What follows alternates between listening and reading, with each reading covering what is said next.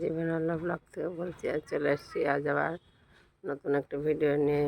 দেখতে পাচ্ছেন জবা গাছ, এবং জবা গাছের এই যে সাদা পোকা দেখতে পাচ্ছেন, এই যে সাদা পোকাগুলো হয়েছে, এইগুলো খুব সহজেই আমি তাড়াতে পারি।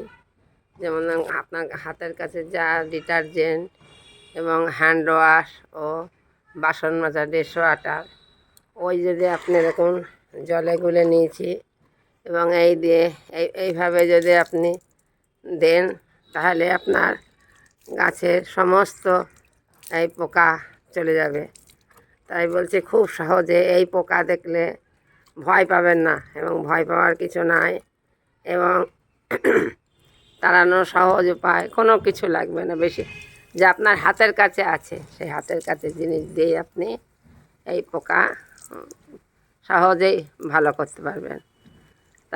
তাই বলছি বন্ধুরা, আপনারা আমার ভিডিওটা যদি ভালো লাগে লাইক, কমেন্ট ও সাবস্ক্রাইব করতে ভুলবেন না।